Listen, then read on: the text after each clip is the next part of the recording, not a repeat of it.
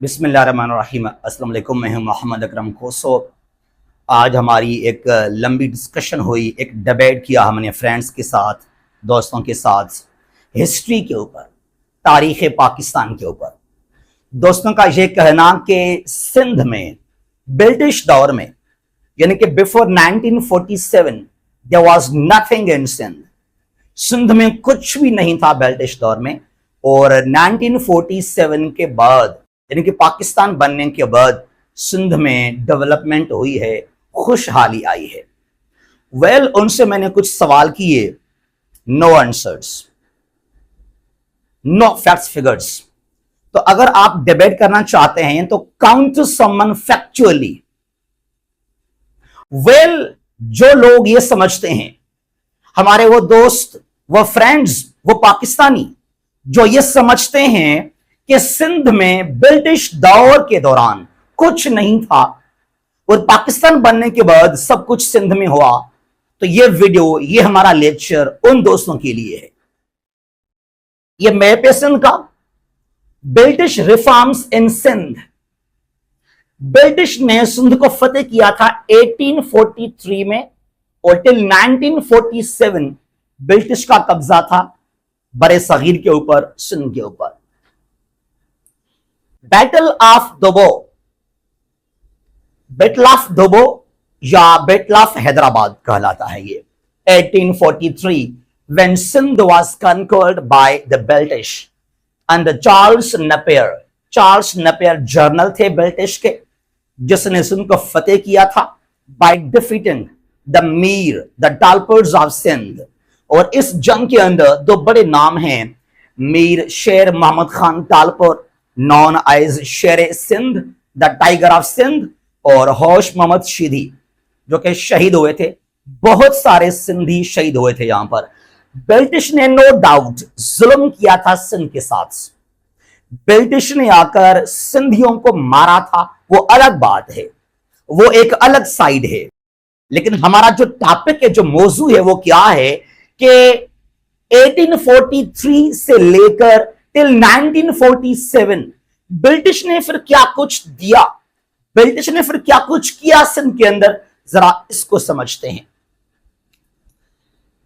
Sindhi official language in 1848 the British declared Sindhi as the official language of Sindh. टालपरों के दौर में, कलहरों के दौर में जो सिंधी थे, उनके दौर में सिंध का दफ्तरी जुबान, सरकारी जुबान, ऑफिशियल लैंग्वेज जो था वो था पर्शियन, वो था फारसी। लेकिन ब्रिटिश ने, अंग्रेजों ने आकर सिंधी को करार दिया सिंध का दफ्तरी जुबान। बहुत बड़ी डेवलपमेंट सिंध के अंदर। उसके बाद क्या होता है, Henry Baltal Fourier, sir Baltal Fourier, जिसके नाम से कराची में फरियर हॉल भी है, he was appointed as the commissioner of Sindh. आपने एक बहुत बड़ा स्टेप लिया, आपने बनाया एक कमेटी 1851 में, जिसने एडॉप्ट किया सिंधी अल्फाबेट इन 1853। अरबिक स्क्रिप्ट से लिया गया Sindhi alphabet, it was adopted, it was made इन 1853। जो सिंधी लैंग्वेज में आज 52 लेटर्स हैं, ये पहले कम थे, उसके बाद ये हुए 52 लेटर्स इन सिंधी अल्फाबेट। ये किसके दौर में हुआ? ब्रिटिश के दौर में हुआ, because of sir Baltal Fourier. ये रिफॉर्म्स इन लिटरेचर को लेकर, अदब को लेकर। डॉक्टर अर्नियस्ट ट्रंप, हजरत शाह अब्दुल लतीफ भिटाई शायद सिंधी भूल चुके थे।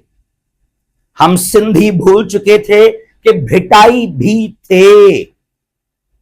हजरत शाह अब्दुल लतीफ भिटाई, शाह जो रिसालो, डॉक्टर अर्नियस्ट ट्रंप, एक ब्रिटिश जर्मन डॉक्टर, बड़ा स्कॉलर। इसने पूरा सिंध, काठियावाड़, गुजरात, राजस्थान के दौरे किए, सफर किया। इसने कलेक्ट किए शाह भिटाई के शायरी को, पोएट्री को। उसके बाद ये चले गए लब्जग, जर्मन का एक शहर है लब्जग, वहां पे जाकर 1866 में उस जो शाह जो रिसालो है, ये पहले नहीं था, उसको प्रिंट करवाया, ऑर्गेनाइज करवाया। जो आज हम पढ़ते हैं, फख्र से हम कहते हैं कि the poetry of Shah Latif, Shah जो रिसालो। तो शाह जो रिसालो किसके दौर में हुआ? Because of British in 1866। किसी सिंधी ने काम नहीं किया था, ये काम किया था डॉक्टर अर्निस्ट ट्रंप ने। अगर ये शायद डॉक्टर यहां पे ना होते तो आज हम शाह जो रिसालो ना पढ़ते। सिंधी अल्फाबेट एंड ग्रामर 1872 एक किताब लिखा डॉक्टर अर्निस्ट ट्रंप ने, सिंधी ग्रामर के ऊपर, सिंधी अल्फाबेट के ऊपर, सिंधी तारीख के ऊपर। उसका नाम था सिंधी अल्फाबेट एंड ग्रामर इन 1872। इतना कुछ काम किया ब्रिटिश ने सिंधी लैंग्वेज के ऊपर। और सर हेनरी बाल्टल फरियर ने कहा था कि अगर कोई भी अंग्रेज, कोई भी ब्रिटिश का शख्स अगर सिंध में जॉब करना चाहता है, नौकरी करना चाहता है, तो पहले सिंधी लैंग्वेज को लाजमी सीखे, सिंधी बोलना सीखे, सिंधी लिखना सीखे। पहले क्या कहावत था सिंध के अंदर? टालपोर कलोरा के दौरान फारसी पड़सी घोड़े चढ़सी। तो फारसी को पहले अहमियत दिया गया था और यहां पे आकर सिंधी को सब कुछ मिला ड्यूरिंग ब्रिटिश दौर। ये मैप है सिंध का और ये इंडस रिवर है, दरिया सिंध ये। अच्छा जी, उसके बाद क्या हुआ? Doctor H T. सुरली, सक्खर के कलेक्टर थे डॉक्टर एच.टी. सुरली। इसने एक दौरा किया शाह लतीफ के दरबार पर, हाला वहां मजार पर, और ये बहुत ही बड़े एक डिवोटी बन गए शाह भटाई के। और फिर आपने सिंधी लैंग्वेज को सीखा, शाह भटाई को आपने फिर पढ़ा और आपने पीएचडी किया शाह लतीफ के ऊपर। Doctor H T. Sorley, the first PhD on Shah Abdul Latif. और आपने किताब लिखा शाह लतीफ ऑफ भिट, जहां आप कहते हैं कि मगरबी दुनिया के अंदर एक मिस कॉन्सेप्ट है कि शेक्सपियर बहुत ही बड़ा शायर दुनिया का, और आप क्या कहते हैं कि Shah Latif is the greatest poet of the world. उसके बाद कोई है तो वो शेक्सपियर है। सुखर barrage 1932, Lloyd barrage, George Lloyd जो मुंबई के गवर्नर थे, तो उसने क्या किया? उसने फाउंडेशन रखा सखर बेराज का 1923 में, और 9 साल के बाद 1932 में ये बेराज बनकर तैयार हो गया। एक मैग्निफिसेंट स्ट्रक्चर है।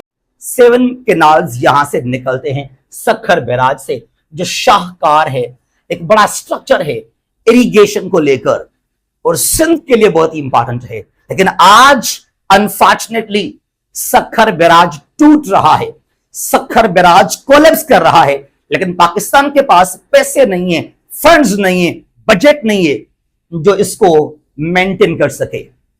1932 में ब्रिटिश ने मुकम्मल किया था इतना बड़ा एक मैग्निफिसेंट स्ट्रक्चर, और आज 2024 में इस तरह तो हम बना नहीं सकते हैं न्यू बैराज, लेकिन इसको प्रॉपरली हम मेंटेन भी नहीं कर सकते। ये हमारा हाल है आज पाकिस्तान का।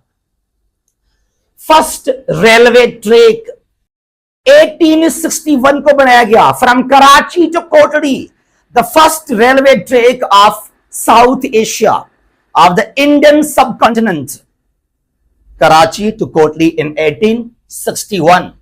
कोटड़ी ब्रिज बना 1900 में, ये मई का महीना है, जहां से बीच में रेलवे ट्रैक है और साइडों में जो हैं रोड बने हुए हैं 2, तो ये बना 1900 में एग्जैक्टली। लैंसडाउन ब्रिज 25 मार्च 1889 को, जिसका किया था इनॉग्रेशन उस वक्त के वायसराय लॉर्ड लैंसडाउन। एक बहुत ही बड़ा ग्रैंड स्ट्रक्चर है आज भी between Sukkur and Rohri on the Indus river, Lansdowne bridge. Karachi airport was made in 1924।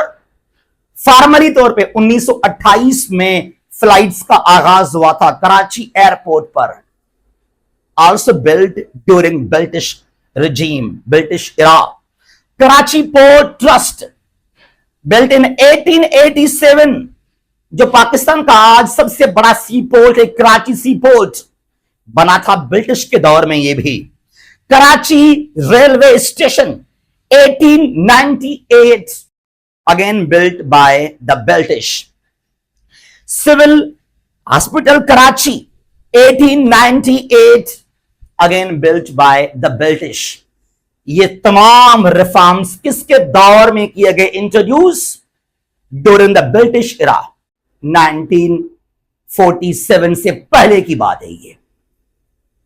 मैं ये नहीं कहता कि अंग्रेज सही थे, ब्रिटिश सही थे, नहीं, मेरा बस करने का यह मतलब है कि ब्रिटिश दौर में ये बेहतर, ये कुछ अच्छे काम थे अंग्रेजों के, जिनको लाजमी आप अप्रिशिएट करें, जिनको लाजमी आप वेलकम करें। उसके बाद क्या है, जरा आगे चलते हैं यहां से। एनएडी यूनिवर्सिटी पाकिस्तान का मेरे ख्याल में इंजीनियरिंग के हवाले से टॉप यूनिवर्सिटी है, एनएडी कराची में। इट वाज मेड इन 1921। इसका एक्चुअल जो नाम था उस वक्त वो था Prince of Wales engineering university. फिर क्या हुआ कि 1977 में कराची में बड़ा फिलैंथ्रोपिस्ट नादर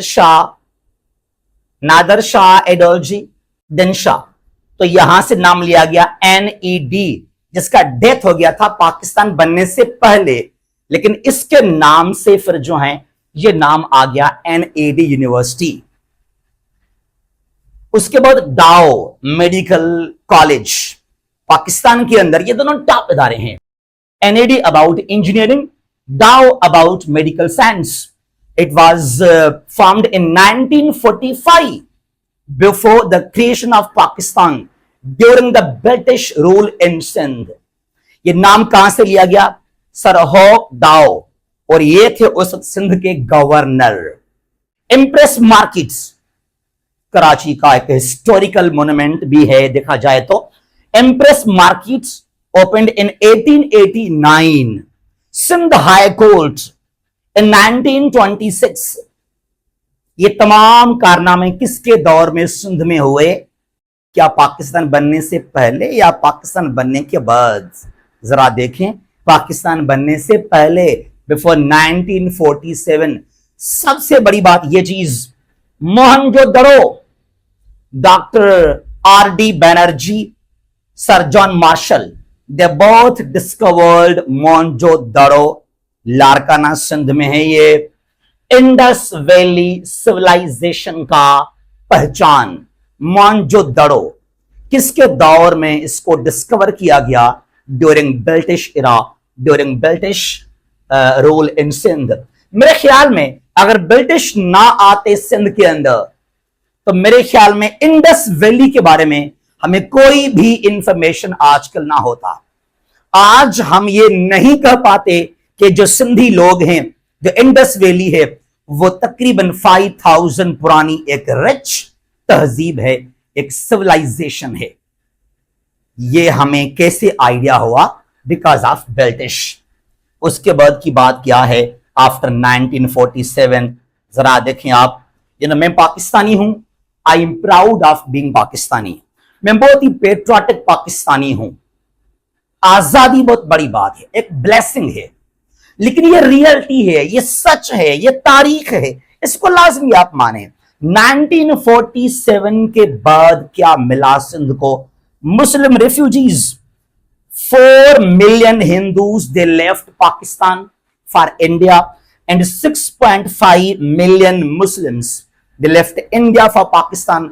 और तमाम जो ऑलमोस्ट 90% जो रेफ्यूजीज इंडिया से पाकिस्तान में आए थे, they all were settled in Sindh.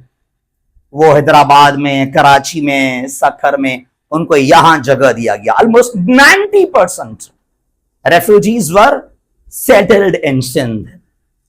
उसके बाद क्या हुआ? 1980s में, लेट 80s में, 85, 86 की बात है ये, एमक्यूएम को बनाया गया बाय जनरल जिया।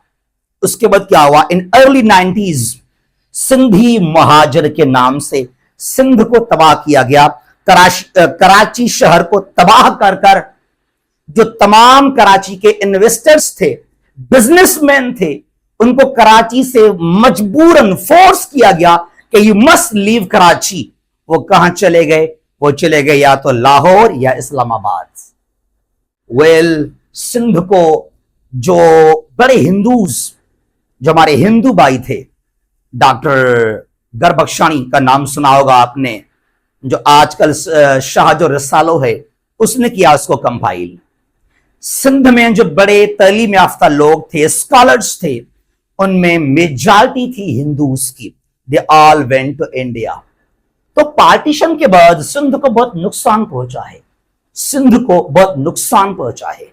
मैं पाकिस्तानी हूं, मैंने कहा I am proud of being Pakistani, लेकिन यह सच है कि पाकिस्तान बनने से पहले सिंध में बहुत सारे रिफॉर्म्स लेकर आए थे British, about literature, about transportation, about agriculture, बहुत ज्यादा। और पाकिस्तान बनने के बाद बहुत नुकसान पहुंचा सिंध को। वेल, हम दुआ करते हैं कि सिंध, हमारा पूरा पाकिस्तान खुशहाल हो जाए, यहां पर डेवलपमेंट हो, यहां पर तरक्की हो। जहां भी ये खुश रहें। अल्लाह हाफिज। जी सिंध, पाकिस्तान जिंदाबाद।